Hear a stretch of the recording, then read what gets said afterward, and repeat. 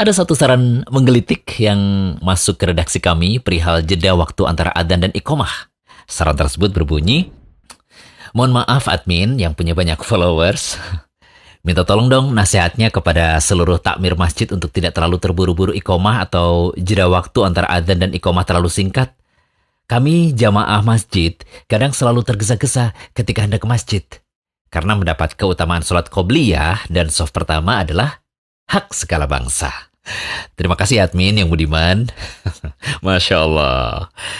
Memang tidak disangsikan lagi ya bahwa memberikan selang waktu yang cukup antara adzan dan iqamah termasuk tolong-menolong dalam kebaikan dan takwa yang diperintahkan.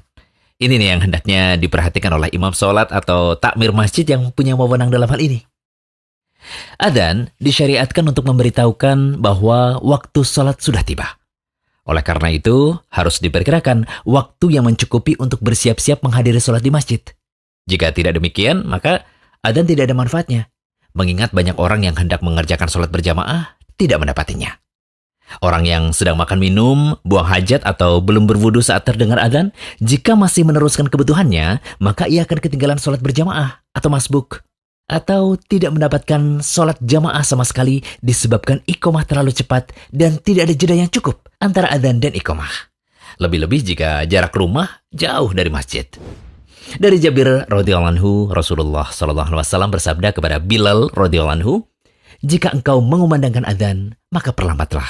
Dan jika engkau mengumandangkan iqamah, maka percepatlah. Dan jadikan antara adzan dan iqamah itu kira-kira seperti waktu orang yang makan telah selesai dari makannya. Hadis ini dikeluarkan Tirmidzi. Syekh Abdullah Al-Fauzan dalam Minhah Al-A'lam mengatakan bahwa makna hadis ini sahih, tetapi sanad hadis ini dhaif. Oh ya, mungkin di kolom komentar nanti akan banyak kaum muslimin yang berkomentar seperti ini.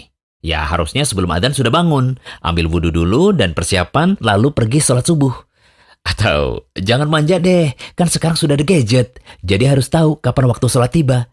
Sebelum adzan, langsung bergegas ke masjid, biar nggak ketinggalan sholat berjamaah. Dan sejumlah pernyataan yang senada dengan kalimat-kalimat tadi. Ya, memang benar, di zaman ini kita sangat terbantu sekali untuk mengetahui jadwal waktu sholat paling update di daerah kita melalui gawai. Dan tentu kami sangat mengapresiasi ya semangat saudara-saudara sekalian perihal hal ini. Dan tak lupa juga kami doakan semoga semangat Anda pergi ke masjid sebelum adzan berkumandang bisa terus terjaga dan istiqomah hingga ajal menjemput. Tetapi ya perlu diketahui bahwa tidak semua orang punya waktu luang. Ada di antara kaum muslimin yang pulang kerja hingga larut malam, sehingga untuk bangun lebih awal dari waktu subuh pun kesulitan. Ada juga yang memang masjidnya belum mengerti syariat ini, sehingga jamaah yang datang tidak punya kesempatan untuk sholat sunnah dan memperbanyak doa karena jeda waktu antara adzan dan iqamah sangat singkat. Nah, apalagi kita tidak dibolehkan untuk datang ke masjid dengan tergesa-gesa. Hal ini berdasarkan hadis dari Abu Hurairah, di mana Nabi SAW bersabda, jika kalian mendengar iqamah, maka berjalanlah menuju sholat. Namun, bersikap tenang dan khusyuklah. Gerakan imam yang kalian dapati, ikutilah. Sedangkan yang luput dari kalian, sempurnakanlah. Nah, risalah ini hendaknya menjadi perhatian khusus ya bagi pengurus masjid pada zaman ini. Jamaah juga berhak memberikan masukan mengenai hal ini pada pengurus masjid di setiap daerah. Jeda waktu antara adzan dan iqamah pun bisa disesuaikan dengan kondisi jemaah sekitar masjid. Mengingat mendapatkan kesempatan untuk sholat qobliyah, berdoa antara adzan dan iqamah, juga mendapatkan kesempatan takbiratul ihram bersama imam adalah hak setiap kaum muslimin. Semoga bermanfaat. Jangan lupa kunjungi rumaiso.com, update setiap hari, insya Allah.